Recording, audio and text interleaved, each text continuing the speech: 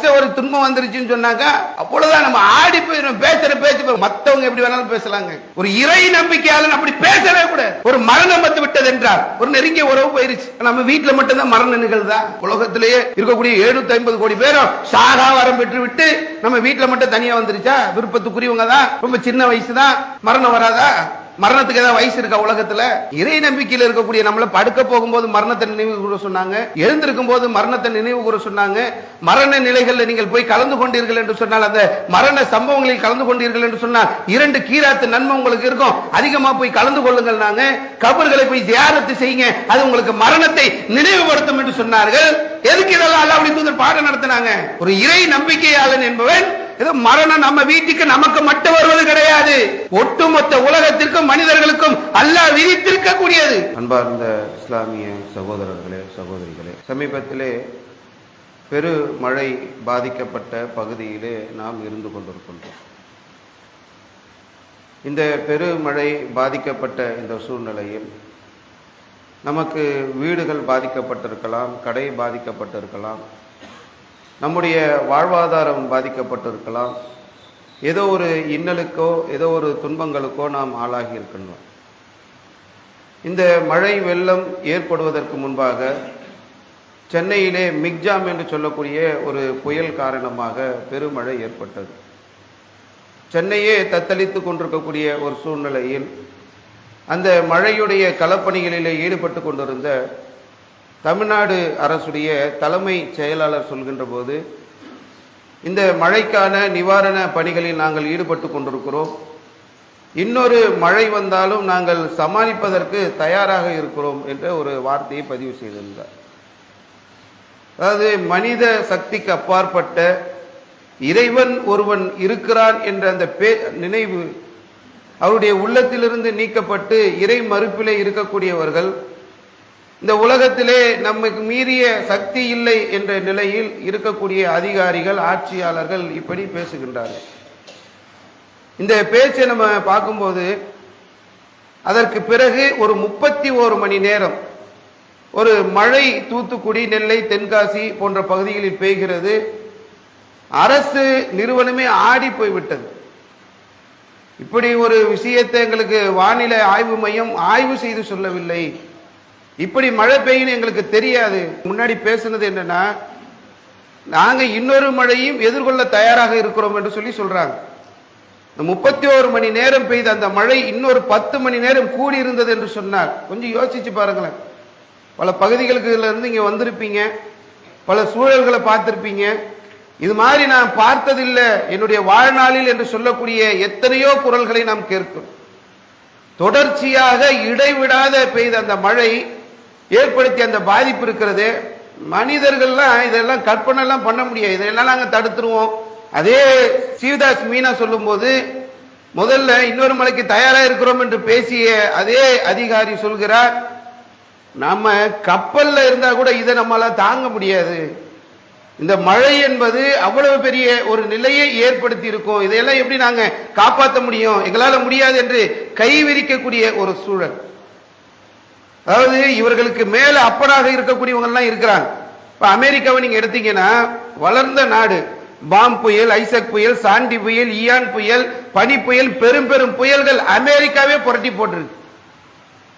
உலகத்துக்கே எல்லா விஷயத்திற்கும் நாங்கள் பொருளாதாரம் தருகிறோம், உதவி செய்கிறோம், கை நீட்டுகிறோம் என்று பேசக்கூடிய அமெரிக்கா திணறி இருக்கிறது. நீங்க எல்லாம் மறந்திருக்க மாட்டீங்க, சுனாமி வந்தது. ஒரு 9.2 ரெக்டர் அளவுல ஒரு இடத்துல பூகம்பம் பதிவு செய்யப்படுகிறது இந்தோனேசியால. அதனுடைய தாக்கம் கடலோரத்தில் இருந்த எல்லா பகுதிகளும் பல நாடுகள் பாதிக்கப்பட்டது. 144 அடி உயரத்திற்கு அந்த கடலுடைய அலைகள் எழும்பியதை பார்க்கிறோம். தடுப்பு சுவர் கட்டலாம் பேசினா தடுப்பு சுவர் கட்ட முடியுமா? 144 அடி உயரத்திற்கு ஒட்டுமொத்த கடற்கரையும் மறைத்து தடுப்பு சுவர் எழுப்பக்கூடிய ஆற்றல் மனிதனுக்கு இருக்கிறதா? அப்படியான நிலைகள் எல்லாம் இருப்பதை எல்லாம் மறந்துவிட்டு இதை நாங்க பண்ணிடுவோம், இதை சரி பண்ணிடுவோம், யாரால இயல? இது கூட நீங்கள் சமாளித்து விட்டு சென்று விடலாம், இதை கூட நம்ம அதிலிருந்து மீண்டு வந்து விடலாம். யுக முடிவு நாளை பற்றி அல்லாஹ் ரப்பல் ஆலமீன் சொல்கின்றான், இதா ஸுல்ஸிலதில் அர்து ஸில்ஸாலஹா. இந்த பூமி இருக்கிறதே, நாம் வசிக்கக்கூடிய இந்த பூமி பந்து இந்த பூமி பந்த ஒரு உழுக்கு உழுக்கும் அல்ல. ஒரு உழுக்கு உழுக்கக்கூடிய அந்த நேரத்தில் இந்த பூமியில ஒன்றுமே மிஞ்சி இருக்காது.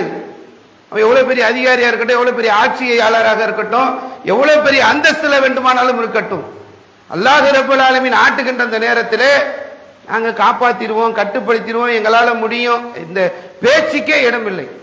நூஹ் அலைஹிஸ்ஸலாம் வாழ்கின்ற போது அல்லாஹ் சொன்னா கப்பலை கட்டுங்க என்று சொல்லிவிட்டு வானத்திலிருந்தும் பூமியிலிருந்தும் தண்ணீரை அல்லாஹ் ரப்பல் ஆலமீன் பீரிட செய்தான். இந்த கப்பல்ல இருந்தாங்க, பாதுகாக்கப்பட்டாங்க. கப்பலில் இல்லாதவர்கள் எல்லாம் அழிக்கப்பட்டார்கள். இந்த யுக முடிவினால் அப்படி இருக்காது. அப்படியே அல்லாஹ் ஒரு உழுக்கு உழுக்கும் பூமியை. அந்த விஷயங்களை எல்லாம் அல்லாஹ் குர்ஆன்ல சொல்லும்போது பஞ்சுகளை போன்று மலைகள் பறக்கும். இன்னைக்கு பார்த்தோம்னா 100 வருஷத்துல இதை பார்க்காத ஒன்றுன்னு இன்னைக்கு ஆய்வாளர்கள் சொல்றாங்க. பெரும் வயதானவர்களை கேட்டா என் வாழ்க்கையில இப்படி நான் பார்க்கல, 79ல ஒண்ணு வந்தது, 92ல ஒண்ணு வந்தது, இந்த சூழ்நிலைகளை நாங்கள் இந்த பகுதியில் சந்திக்கவில்லை என்று சொல்லக்கூடிய ஒரு விஷயத்தை நம்ம பல இடங்களில் கேட்கிறோம். இந்த மாதிரியான கஷ்டங்கள், இந்த துன்பங்கள் வருகின்ற போது நம்ம அல்லாஹ்வை பற்றி என்ன எண்ணம் வைத்திருக்கிறோம் என்பது மூமின்களாக இருக்கக்கூடிய, முஸ்லிம்களாக இருக்கக்கூடிய நாம் தெளிவாக விளங்கிக் கொள்ள வேண்டிய ஒரு முக்கியமான விஷயம். அல்லாஹ் குர்ஆன்ல சொல்றான், வல நப்லுவன்னக்கும் பிஷை. அல்லாஹ் ரப்பல் ஆலமீன் தன்னுடைய திருமறை குர்ஆனிலே சொல்கின்ற போது உங்களை ஒரு அளவு பசியால நம்ம சோதிப்போம், அச்சத்தால சோதிப்போம், உங்களுடைய உயிர்களை எடுத்து நம்ம சோதிப்போம், உங்களுடைய விளைச்சல்களுக்கு சேதத்தை ஏற்படுத்தி நம்ம சோதிப்போம், உங்களுடைய பலன்களை, உங்களுடைய வாழ்வாதாரத்தை சேதப்படுத்தி நாம் சோதிப்போம். யார் பொறுத்து கொள்கிறார்களோ அவர்களிடத்தில் நீங்கள் நற்செய்தியை சொல்லுங்கள் என்று சொல்லி அல்லாஹ் ரப்பல் ஆலமீன் திருமறை குர்ஆன் வாயிலாக சொல்லி தருகிறான். உலகத்துல அல்லாஹ்வை நம்பாதவன் பாதிக்கப்படுறான், அல்லாஹ் மீது அவனுக்கு நம்பிக்கை இல்லை, தொழுவல, அவன் பாதிக்கப்படுறான். ஓகே, நான் அல்லாஹ்வை வணங்குகின்றேன், அல்லாஹ்வை நம்புகின்றேன், 5 வேளை பள்ளிக்கு வரக்கூடியவன் நான், நோன்பு வைக்கக்கூடியவன் நான், இறை நம்பிக்கை கொண்டவன் நான் ஏன் சோதிக்கப்படணும்? ரப்புல் ஆலமீனை நம்பிக்கொண்டிருக்கக்கூடிய எனக்கே கஷ்டம் வரணும், எனக்கே துன்பம் வரணும், எனக்கே பிரச்சனை வரணும்? அல்லாஹ்வை நம்பவில்லை என்று சொன்னால் அல்லாஹ் அவர்களை அழிக்கிறான், அவர்களை சோதனைக்குள்ளாக்குறான் என்றால் பரவாயில்லை.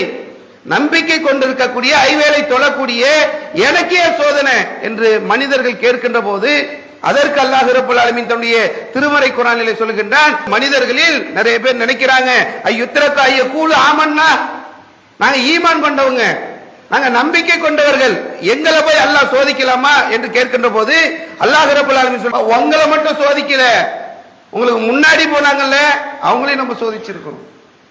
சோதனை நமக்கு மட்டும் தனியா தூத்துக்குடி மாவட்டத்தில் எங்க வீட்டுக்கு, என் கடைக்கு மட்டும் வருதா? தனியாக நமக்கு மட்டும் அல்லாஹ் சோதனை இருக்கனானா? வேற யாருக்கு இந்த சோதனை இல்லையா? நம்பிக்கை கொண்டிருக்கக்கூடியவர்களை பார்த்து அல்லாஹ் சொல்றான், உனக்கு முன்னாடி நம்பிக்கை கொண்டிருந்தாங்கல்ல அவங்களே நம்ம சோதிச்சிருக்கிறோம். அல்லாஹ் சோதிக்காம விடணும்னா யாருங்க விடணும்?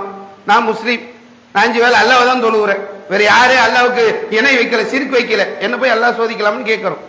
அல்லாஹ் சோதிக்காம இருக்க வேண்டும் என்று சொன்னால் ஒரு பட்டியல் போடலாம். நபிமார்களை அல்லாஹ் சோதிச்சிருக்க கூட. நபிமார்களை அல்லாஹ் சோதிச்சானா இல்லையா? வரலாறுகளை எடுத்து பாருங்க, குர்ஆன் பேசக்கூடிய எந்த இறை தூதருடைய வரலாறு எடுங்க, சோதனைக்கு ஆளாகாத ஒரு இறை தூதர் யார்? மூசா அலைஹிஸ்ஸலாம் சோதிக்கப்பட்டார்களா இல்லையா? ஈசா அலைஹிஸ்ஸலாம் சோதிக்கப்பட்டார்களா இல்லையா? யூசுப் அலைஹிஸ்ஸலாம் சோதிக்கப்பட்டார்களா இல்லையா? ஜக்கரியா அலைஹிஸ்ஸலாம் சோதிக்கப்பட்டார்களா இல்லையா? ஐயூப் அலைஹிஸ்ஸலாம் சோதிக்கப்பட்டார்களா? எந்த இறை தூதரை எடுத்தான்? இப்ராஹிம் நபி எடுங்களேங்க. அல்லாஹ் என்ன சொல்றான்?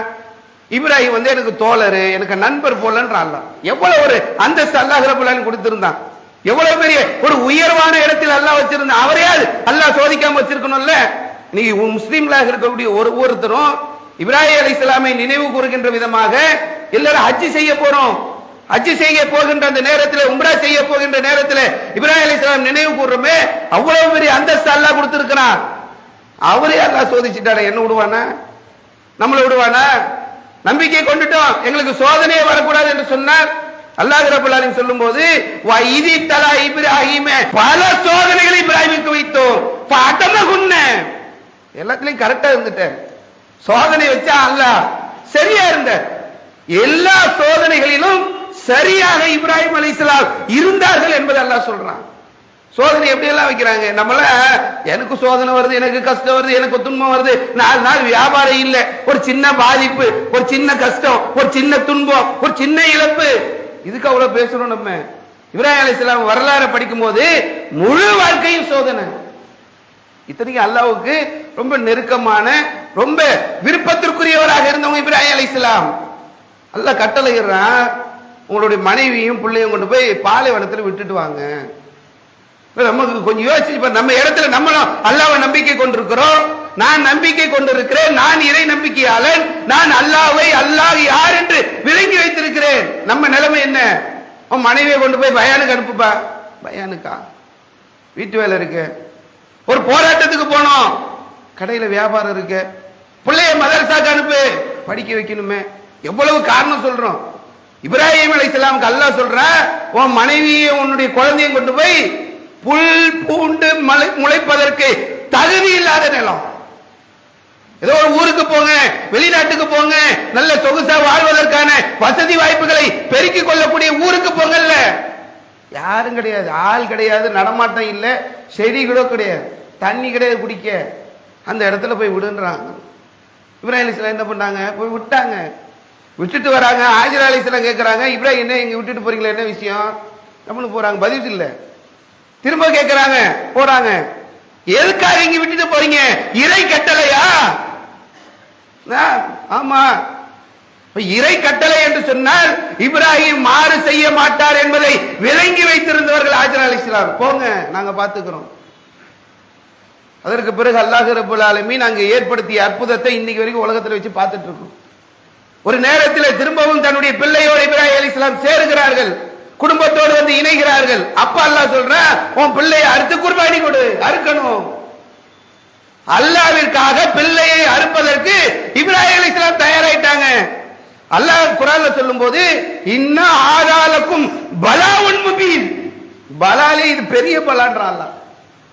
பிள்ளையை பெத்தெடுத்து பிள்ளைய வளர்த்து அது ஒரு ஆளாகி நிற்கக்கூடிய நேரத்தில் அந்த குடும்பத்தோடு வந்து இணைந்திருக்கும் போது பிள்ளையை அறுத்து குர்பானி கொடுன்னு அல்லாஹ் கட்டளையிட்டான். அதுக்கும் தயாராயிட்டாங்க இப்ராஹிம் அலைஹிஸ்ஸலாம். போறாங்க, அறுக்கிறதுக்கு போறாங்க. அப்புறம் அல்லாஹ் ரப்பல் ஆலமீன் மனிதர்கள் அறுக்க கூடாது என்று சொல்லி ஒரு சட்டத்தை அருளி ஆடை குர்பானி கொடுக்கக்கூடிய ஒரு நிலையை அல்லாஹ் ரப்பல் ஆலமீன் ஏற்படுத்தினான் என்பதை நம்ம பார்க்கணும். இப்படி எடுத்தோம்னா சோதிக்க கூடாதுன்னு ஒரு லிஸ்ட் இருக்குல்லங்க. இந்த சோதிக்க கூடாதுன்ற லிஸ்ட் எல்லாம் நம்ம இங்க எடுத்து பார்த்தீங்கன்னாலும் கடுமையான சோதனை. ரஹ்மத்துல் ஆலமீன், உலக மக்களுக்கெல்லாம் அனுப்பணும். யாரு? அல்லாஹ்வுடைய தூதர். நமக்கு இறை தூதரா அல்லாஹ் அனுப்பணும். கியாம நாள் வரைக்கும் அவங்க தான் இறை தூதர். இப்படிப்பட்ட ஒரு இறை தூதர், அவங்க வரலாறு வாழ்க்கையை கொஞ்சம் எடுத்து பாருங்களேன். நம்ம எல்லாம் வாழ்க்கையில ஒரு கஷ்டமும் படலன்னு வந்துரும். அல்லாஹ்வுடைய தூதருடைய வாழ்க்கையை வரலாறு நம்ம எடுத்து படித்தோம் என்று சொன்னால் எனக்கு என்ன கஷ்டம்? கொஞ்சம் அந்த வரலாறுடைய வரலாறு ஒப்பிட்டு பாருங்களேன். அல்லாஹ்வுடைய தூதர் பிறந்தாங்க, வாப்பா இல்ல. பிறந்த கொஞ்ச நாள்ல அம்மா இல்ல. என்ன நிலைமை? வாப்பா இல்லாம அம்மா இல்லாம அனாதையா இருக்கிறோமா? வாப்பாவும் இல்லை, அம்மாவும் இல்லை அல்லாஹ்வுடைய தூதருக்கு. இந்த அனாதை நிலை இருக்கு, அதுல உணரல, நம்ம அனுபவிக்கல. இந்த கஷ்டம் இருக்கு, அது ஆதரவு கரம் நீட்டாத அந்த தாய் தந்தை இல்லாத வாழ்க்கை இந்த உலகத்தில் இருக்கு. அல்லாஹ்வுடைய தூதரை அல்லாஹ் ரப்பல் ஆலமீன் இந்த உலகத்திலே அனாதையாக வளரச் செய்தான். அனாதையே வளர்ந்தாங்க அல்லாஹ்வுடைய தூதர். இந்த வாழ்க்கையில பாருங்களேன், அவங்க வாழ்க்கையில ரொம்ப விருப்பத்துக்குரியவங்க யாருன்னு கேட்டா எல்லாருக்குமே தெரியும். எப்ப பார் குறைசி கிளவியவே பேசுறீங்களேன்னு ஆயிஷா ரலியல்லாஹு அன்ஹா சொல்லுவாங்கல்ல. அவர்களுடைய விருப்பத்துக்குரியவங்களா கதீஜா ரலியல்லாஹு அன்ஹா அவங்க இருந்தாங்க, அவங்களுடைய மனைவி. அல்லாஹ் அவங்க நபி ஸல்லல்லாஹு அலைஹி வஸல்லம் வாழக்கூடிய காலத்துல கதீஜா ரலியல்லாஹு அன்ஹா அவங்க மௌத்தா போறாங்க. வாழும்போது நம்மள வந்து மனைவி இழந்தவங்க எவ்வளவு பேர் இருப்போம்? வாழும்போது விருப்பத்திற்குரிய அன்பிற்குரிய பாசத்திற்குரிய தன்னுடைய மனைவியை இழக்கிறார்கள். பிள்ளைகளை நீங்கள் எடுத்தீர்கள் என்று சொன்னார், அப்துல்லான்னு ஒரு பிள்ளை, தாகிர்னு ஒரு பிள்ளை, இப்ராஹிம்னு ஒரு பிள்ளை. பிள்ளைகள் அல்லாஹ்வுடைய தூதருடைய ஆண் வாரிசுகள், ஆண் குழந்தைகள் எல்லாம் அவர்கள் வாழக்கூடிய காலத்தில் அவருடைய கண் முன்னாடி ஒரு தடவை இந்த சூரிய கிரகணம் ஏற்படும் போது கூட வந்து சொன்னாங்கல்ல, என் பிள்ளை இறந்திருக்கிறான், என் உள்ள இந்த வருத்தத்தில் இருக்கு, என் கண்ணு வந்து கண்ணீர் சிந்திக்கிட்டு இருக்கு, இவ்வளவு வேதனையில என் உள்ளது துடிச்சிட்டு இருக்கக்கூடிய நேரத்தில் நீங்க என்னப்பா இப்படி பேசுறீங்களே? யாருடைய இறப்புக்கும் யாருடைய பிறப்புக்கும் சூரியனும் சந்திரனும் துக்கத்தை கொண்டாடாது, ஏன் இப்படியான வார்த்தைகளை பேசுகிறீர்கள் என்று அல்லாஹ்வுடைய தூதர் சொன்னாங்களே. அவர்கள் வாழக்கூடிய காலத்திலேயே பிள்ளைகளை இழந்தாங்க. அதே மாதிரி நீங்க எடுத்து பார்த்தீர்கள் என்றால் மகள்கள், அல்லாஹ்வுடைய தூதருக்கு 4 மகள்கள், 4 பெண் குழந்தைங்க, ஜைனபு, உம்மு குல்சும், ருக்கையா. அல்லாஹ்வுடைய தூதர் வாழக்கூடிய காலத்திலேயே தன்னுடைய பெண் பிள்ளைகளை இறந்ததை அந்த கண் முன்னாடி பார்க்கறாங்க. அல்லாஹ்வுடைய தூதர் வாழும் போது ஜைனப் அவங்களுடைய குழந்தை, பேர குழந்தை, ருக்கையா அவருடைய குழந்தை, அல்லாஹ்வுடைய தூதர் இருக்கும் போது, அதாவது வயசானவங்க இருந்தாலுடைய பார்வை வேற, பேர குழந்தைகள் இருந்தா அவங்க வாழக்கூடிய காலத்துல எவ்வளவு கஷ்டம், எவ்வளவு துன்பம், பிள்ளைய கொண்டு வந்து கையில கொடுக்கறாங்க. அல்லாஹ்வுடைய தூதர் வர சொல்லுங்க, வரல அல்லாஹ்வுடைய தூதர், உடனே வர சொல்லுங்க, எவ்வளவு பெரிய சிரமம் என்று சொல்லி அழைப்பு ரொம்ப கடுமையாக கொடுக்கப்பட்டு அல்லாஹ்வுடைய தூதருடைய கையில பேர குழந்தை கொடுக்கப்படுது. ஒரு நீர் பையில் இருந்து எப்படி அந்த தண்ணீர் வெளியேறுமோ அப்படி அந்த உடலில் இருந்து அந்த ரூஹ் வெளியேறுகிறது. அல்லாஹ்வுடைய தூதருடைய கையில் கொடுக்கப்பட்ட பிறகு ரூஹ் துடிக்க துடிக்க வெளியேறக்கூடியதை அல்லாஹ்வுடைய தூதர் பார்த்தார்கள். என்ன கஷ்டம் நம்ம வாழ்க்கையில, எவ்வளவு பேர் இழந்துட்டோம். தாய் இல்லை, தந்தை இல்லை, அனாதையாக பிறந்து அனாதையாக வளர்ந்து ஆசை கரம் பிடித்த மனைவியை இழந்து, பிள்ளைகளை இழந்து, பெண் குழந்தைகளை இழந்து, பேர குழந்தைகளை இழந்து, வாழ்க்கையில எவ்வளவு அணுவான கஷ்டங்களையும் துன்பங்களையும் அல்லாஹ்வுடைய தூதர் அனுபவிச்சிருக்கிறாங்க. ஒரு கஷ்டம், ஒரு துன்பம் வந்துருச்சுன்னு சொன்னாக்கா அவ்வளவுதான், நம்ம ஆடி போய் பேசுற பேச்சு. ஒரு மத்தவங்க எப்படி வேணாலும் பேசலாங்க, ஒரு இறை நம்பிக்கையாளன் அப்படி பேசவே கூடாது. ஒரு மரணம் வந்து விட்டது என்றால் ஒரு நெருங்கிய உறவு போயிருச்சு. நம்ம வீட்டில் மட்டும்தான் மரண நிகழ்தா? உலகத்திலேயே இருக்கக்கூடிய 750 கோடி பேரும் சாகா வரம் பெற்று விட்டு நம்ம வீட்டில் மட்டும் தனியா வந்துருச்சா? விருப்பத்துக்குரியவங்க தான், ரொம்ப சின்ன வயசு தான், போகக்கூடிய அந்த வயசு இல்லதா? மரணம் வராதா? மரணத்துக்கு ஏதாவது வயசு இருக்கா உலகத்துல? இறை நம்பிக்கையில் இருக்கக்கூடிய நம்மள படுக்க போகும்போது மரணத்தை நினைவு கூற சொன்னாங்க, எழுந்திருக்கும் போது மரணத்தை நினைவு கூற சொன்னாங்க. மரண நிலைகளில் நீங்கள் போய் கலந்து கொண்டீர்கள் என்று சொன்னால், அந்த மரண சம்பவங்களில் கலந்து கொண்டீர்கள் என்று சொன்னால் 2 கீராத்து நன்மை உங்களுக்கு இருக்கும், அதிகமா போய் கலந்து கொள்ளுங்கள். நாங்க கபர்களை போய் ஜியாரத்து செய்யுங்க, அது உங்களுக்கு மரணத்தை நினைவுபடுத்தும் என்று சொன்னார்கள். எதுக்கு இதெல்லாம் அல்லாஹ்வுடைய தூதர் பாடம் நடத்தினாங்க? ஒரு இறை நம்பிக்கையாளன் என்பவன் ஏதோ மரணம் நம்ம வீட்டுக்கு நமக்கு மட்டும் வருவது கிடையாது, ஒட்டுமொத்த உலகத்திற்கும் மனிதர்களுக்கும் அல்லாஹ் விதித்திருக்க கூடியது. எல்லா ஆத்மாவும் கண்டிப்பாக மரணத்தை சந்தித்ததான். நான் அதான சொல்றீங்க, இன்னா லில்லாஹி வ இன்னா இலைஹி ராஜிஊன். முன்னாடி போனவங்க அவங்க, நம்ம பின்னாடி போக இருக்க போறோம். நம்ம இங்கேயே குத்துக்கல்ல போட்டு இருக்க போறீங்களா 2000 வருஷம்? இன்னும் 5 வருஷமோ 10 வருஷமோ 20 வருஷமோ அல்லாஹ் எவ்வளவு நாடுறானோ அவ்வளவுதான்.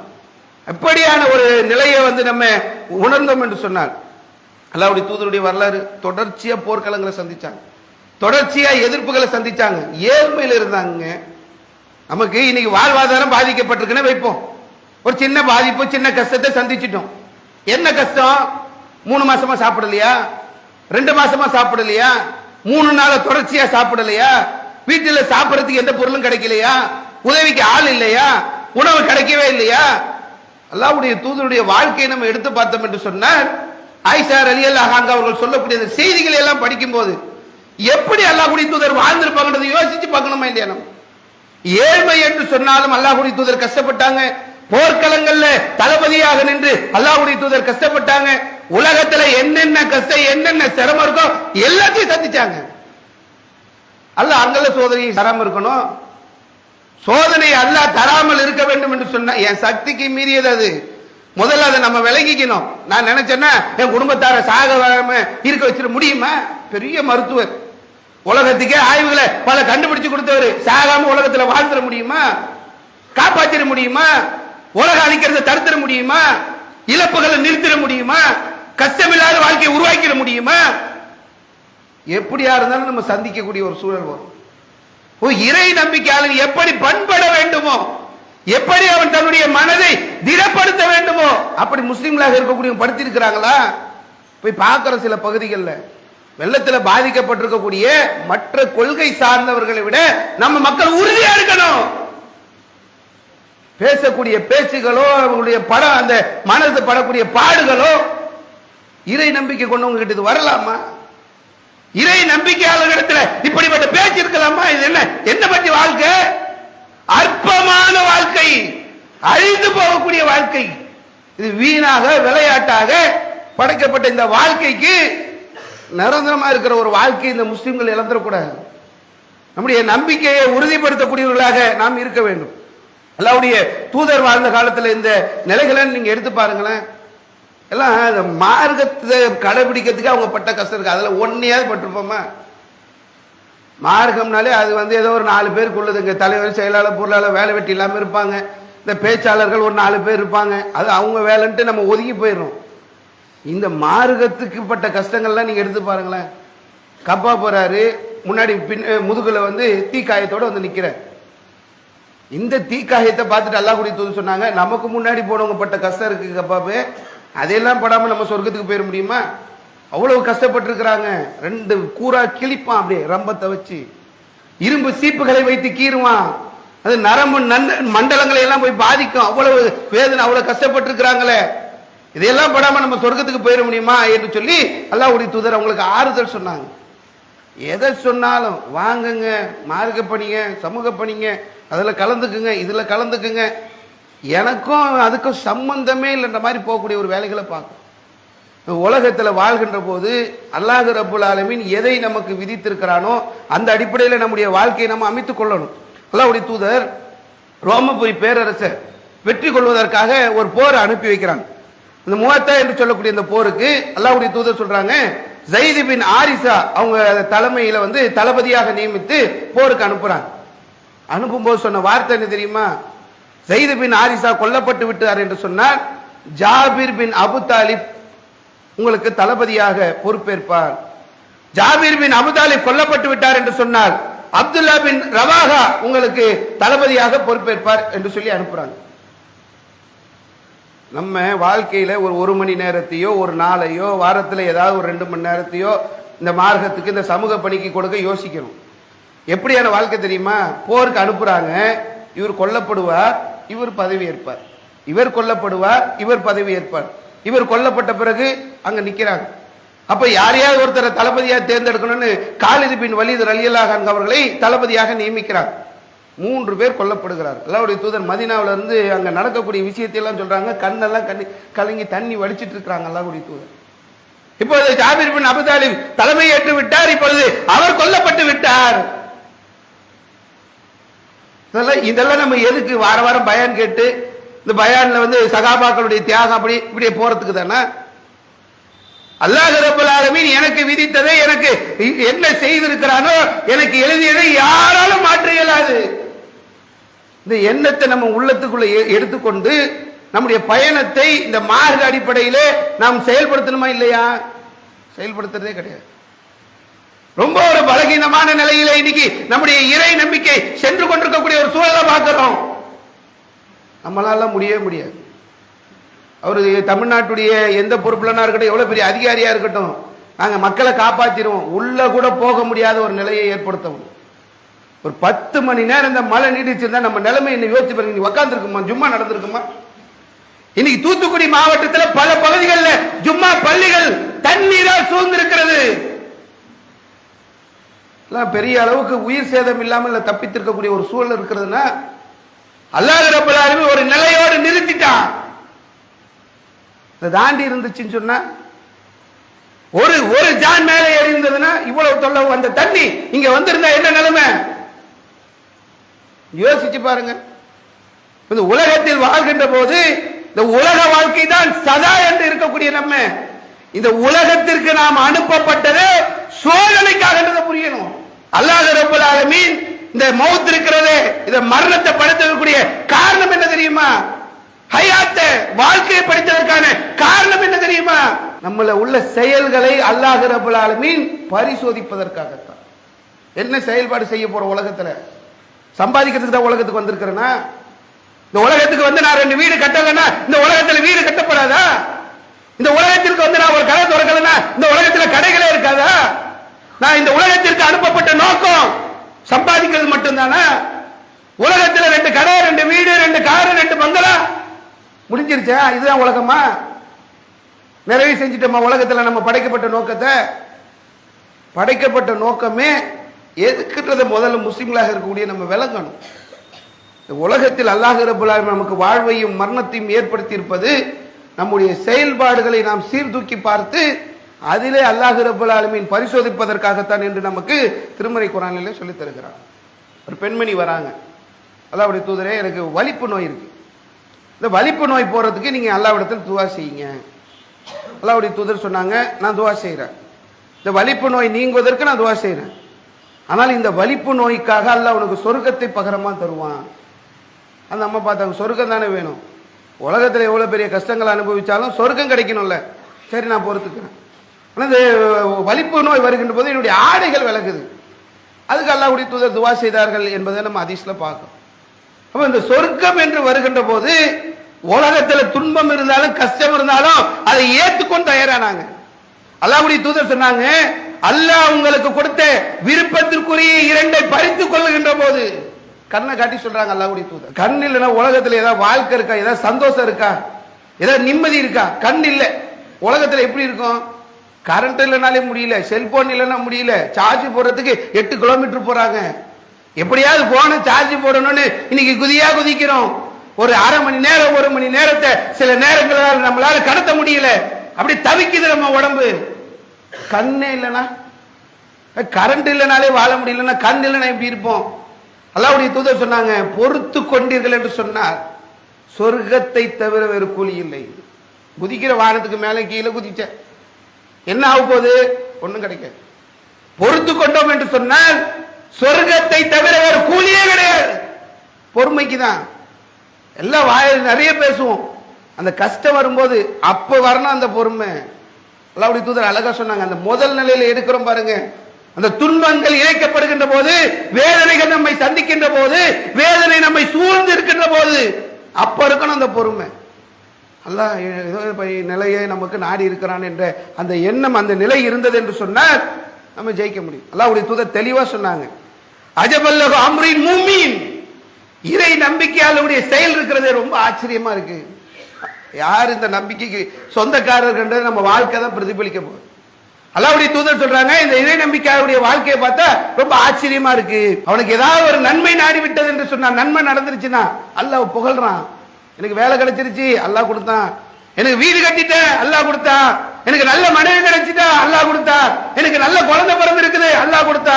எனக்கு இப்படியான செல்வ செழிப்புகளை அல்லாஹ் ஏற்படுத்தி இருக்கிறான். நான் ஆரோக்கியமாக இருக்கிறேன், அல்லாஹ் கொடுத்தான். அல்லாஹ் அவனுக்கு நன்மையை நாடுகின்ற போது அவன் அல்லாஹ்வை புகழ்கின்றான். இது அவனுக்கு நன்மையாக மாறி விடுகின்றது. அசாபத்துக்குள் அல்லாஹ் அவனுக்கு ஒரு துன்பத்தை, ஒரு கேட்டை, ஒரு நஷ்டத்தை நாடுகின்ற போது சபர பொறுமையாக இருக்கின்றான். அது அவனுக்கு நன்மையாயிடும். இது யாருக்கு கிடைக்கும்? இந்த நன்மை என்பது கஷ்டம் வந்தாலும் நன்மை தானா, நீ இன்பம் வந்தாலும் நல்லது நடந்தாலும் அதுலயே நன்மை தான் என்று சொல்லி அல்லாஹ்வுடைய தூதர் சொல்லிவிட்டு, இறை நம்பிக்கையாளருடைய இந்த செயல் இருக்கிறது, இது எனக்கு ஆச்சரியமா இருக்குன்றாங்க. இருக்கா நம்ம கிட்ட இந்த பண்பு வந்துருச்சா? இந்த நிலையில தான் இருக்கிறோமா? எப்ப பாரு பணம் பணம் பணம் பணம் பணம் பணம். எப்பவுமே சம்பாதிச்சு சம்பாதிச்சு எவ்வளவு பெரிய ரேஞ்சில் வளர்ந்துட்டோம் தெரியல. மார்க்கத்திற்காக, சமூகத்திற்காக கடமையாற்றுவதற்காக நான் திட்டமிட்டு இந்த காலத்தில் என்னுடைய வாழ்நாளில் ஒதுக்கியது என்ன? இங்க வெளியூர்ல இருந்தெல்லாம் வராங்க மக்கள். தூத்துக்குடியில பாதிப்பு இருக்குது, போன் மேல போன் அடிக்கிறாங்க. என்னங்க நீங்களா அங்க களத்துல இருக்கிறீங்களாமே, நாங்க வர வேணாமா, சொல்ல மாட்டீங்களா? நாங்க வரோம், மக்களுக்கு உதவி செய்யறோம், மக்கள் சிரமப்படுறாங்களே, அந்த களத்துல போய் அவர்களுக்கு உதவி செய்ய வேண்டிய ஒரு நிலை வேணுமே. இந்த உலகத்துல யாருமே கற்றுத்தராத பாடம். பள்ளிக்கூடங்களில் இந்த பாடங்கள் கற்றுத்தரவில்லை, கல்லூரிகளில் இந்த பாடம் கற்றுத்தரப்படவில்லை. இஸ்லாம் இயற்கையில நம்மளை அப்படி உருவாக்கி வைத்திருக்கிறது. நம்ம உருவாகலன்னு சொன்னா எங்க ஓட்ட? யார் மேல தப்பு? மார்க்கத்தில் பிறந்திருக்கக்கூடிய நாம் இப்படி பாதிக்கப்பட்ட மக்களுக்கு போய் உதவாம நிற்கக்கூடிய ஒரு சூழல் நமக்கு வந்தது என்று சொன்னால் நமக்கு தேவையில்லை.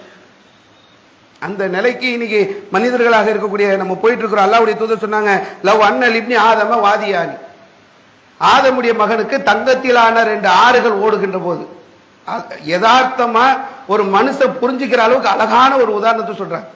2 தங்க ஆறு ஓடுதுங்க ஒரு மனுஷனுக்கு. தங்க ஆறு சாதாரணமா இல்ல, தங்க ஆறு ஓடுதுன்னா கண்ணு கட்டின தூரம் வரைக்கும் தங்கம் தெரியுதுங்க. ஒரு மனுஷனுடைய சொந்தம் தான். இந்த பக்கம் ஒரு ஆறு ஓடுதுன்னு வைங்களேன், ஒரு கிளாஸ்ல எடுக்கலாம், ஒரு சொம்புல எடுக்கலாம், வேணா ஒரு குடத்துல எடுக்கலாம், வீட்டுல சின்டெக் டேங்க் ஃபுல்லா ஊத்தி வைக்கலாம், வீட்டு ஃபுல்லா கட்டி கட்டி அடுக்கி வைக்கலாம், கண்டெய்னரா எக்ஸ்போர்ட் பண்ணலாம். தங்க ஆறு ஒரு பக்கம் ஓடுது. 2வது ஒரு ஆறு தேவையா ஒரு மனுஷனுக்கு? ஒரு தங்க ஆறு. அது உலகத்துல எவ்வளவு பெரிய செல்வம் அது. ஒரு மனுஷனுக்கு 2 ஆறு ஓடுதான். அப்ப ஆதமுடைய மகன் சொல்லுவானா, இன்னொன்னு ஒண்ணு நல்லா தானே இருக்கும், 2 தானே ஓடுது, 3 ஓடனா என்ன என்று சொல்லி மனுஷன் கேட்பான் என்பது அல்லாஹ்வுடைய தூதர் சொன்னாங்க. எவ்வளவு இருந்தாலும் இந்த உலகத்துல நமக்கு பத்தவே பத்தாது. இதுதான் யதார்த்தம். 2 தங்க ஆறு உனக்கு வந்த பிறகு கூட 3வது ஒண்ணு கேட்போம். ஒரு கடை இன்னொரு கடையை பாருப்பா, யாராவது நல்ல நம்பிக்கையான ஆளுந்தா சொல்லுப்பா. எதுக்கு? அங்க கடையை பார்க்க. ஒரு வீடு போதுமா?